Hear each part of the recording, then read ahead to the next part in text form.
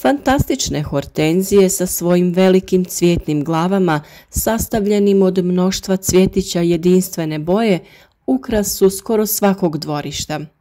Bilo da su posađene kao pojedinačne biljke ili u špaliru, pored staza, hortenzije plijene svojom ljepotom.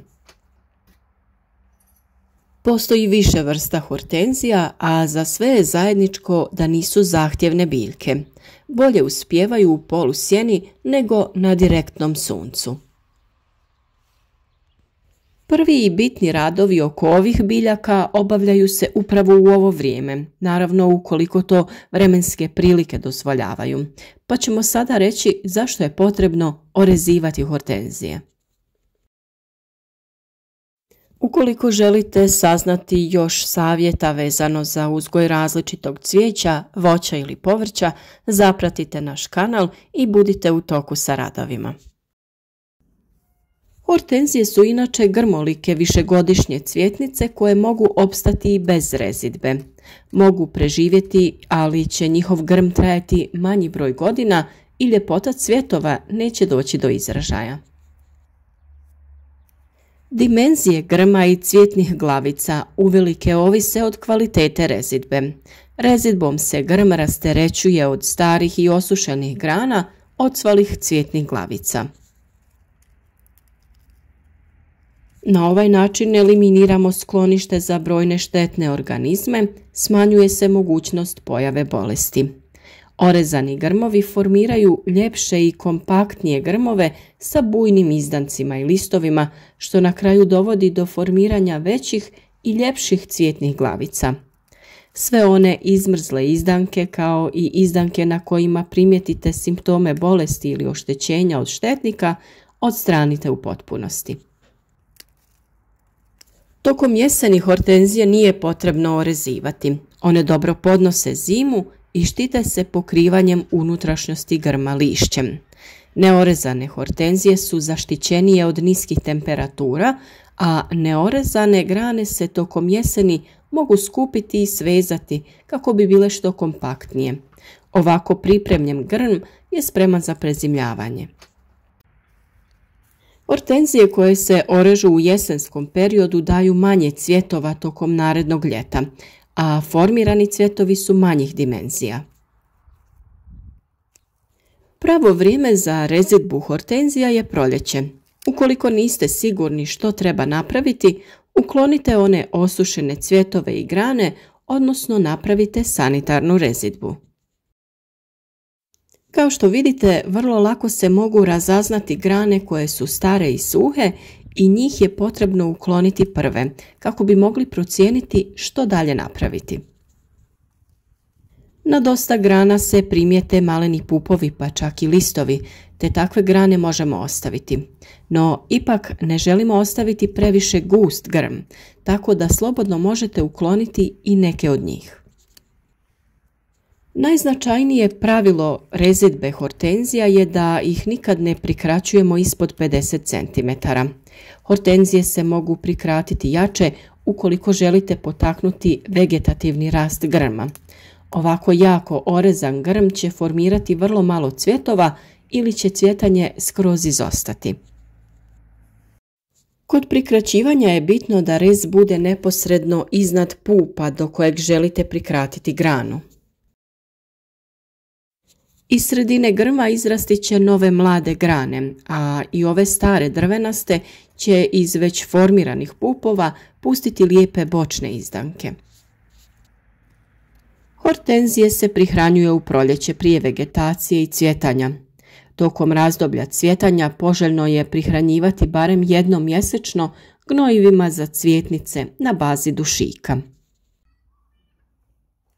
Najčešće se koristi tekuće mineralno gnojivo koje se dodaje prilikom zalijevanja.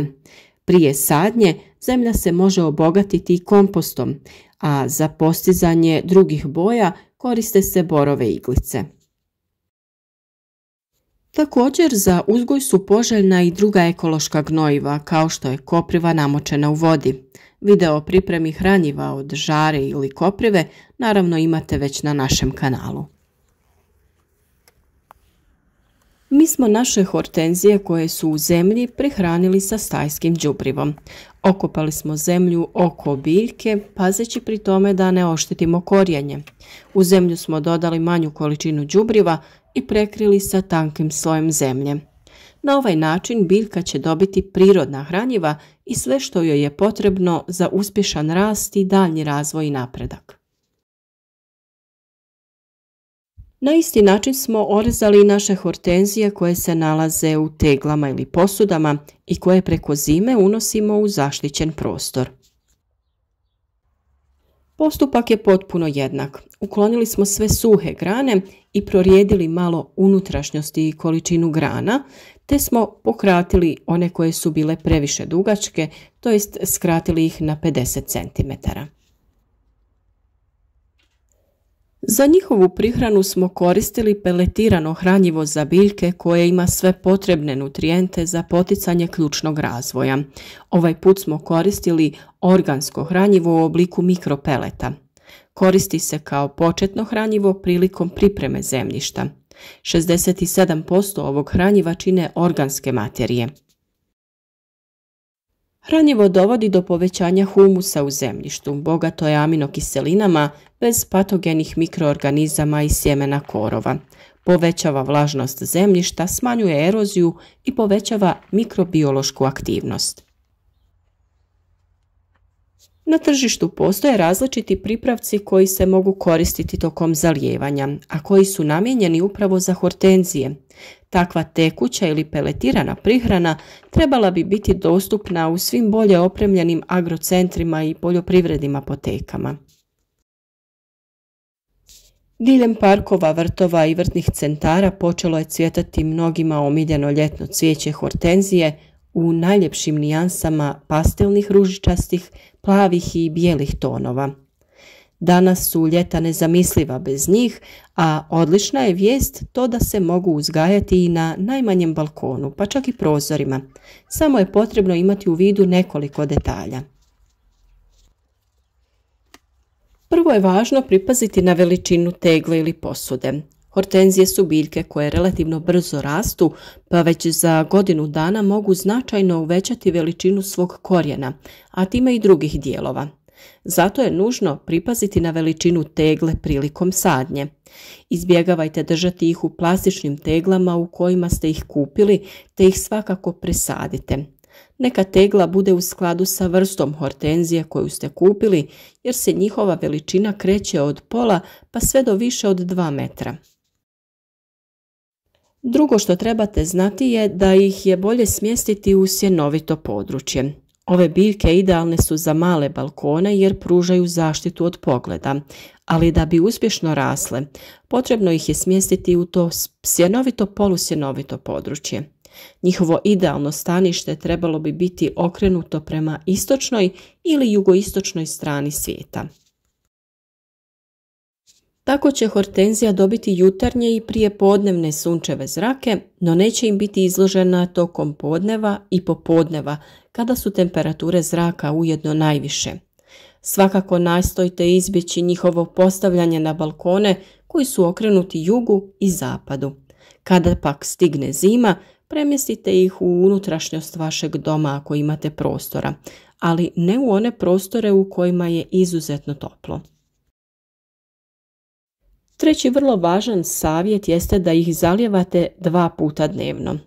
Sam naziv ovih biljaka dolazi od grčkih riječi hidros, što znači voda, i angos, što znači tegla, a to dovoljno govori o tome koliko im je potrebno vlažno tlo. Zato ih tokom najvećih ljetnih vrućina trebate zalijevati ujutro i navečer, dok će tokom manje sparnih dana i jedno zalijevanje biti dobar uspjeh. Ove biljke imaju iznimnu moć regeneracije, pa će čak i one uvele nakon jednog zalijevanja ponovno živnuti. A naravno tu je i jedan dodatni trik. Ono po čemu su hortenzije jedinstvene u biljnom svijetu je to što mogu promijeniti boju svojih cvjetova. Postoji vrlo jednostavan način na koji sami možete kreirati paletu boja svojih hortenzija. Naime, tajna je u pH vrijednosti tla. odnosno njegovoj kiselosti ili lužnatosti. Ako je pH tla niži od 6, cvijeće će biti ljubičastih i plavih tonova, a ako je viši od 7, možete očekivati ružičaste tonove.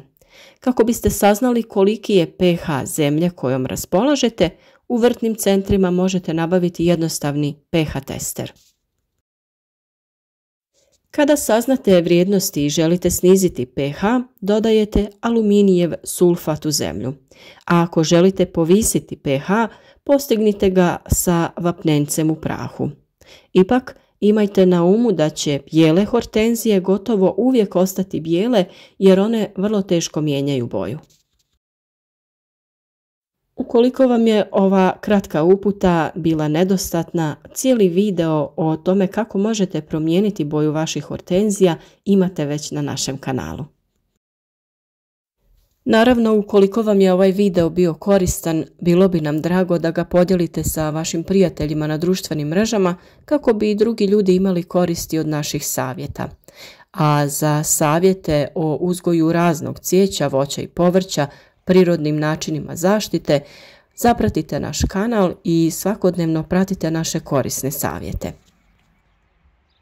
Ostavite like, pišite komentar, javite nam se od kud nas pratite i naravno bilo kakva pitanja ostavljajte u komentarima i mi ćemo se potruditi da vam odgovorimo u što kraćem roku.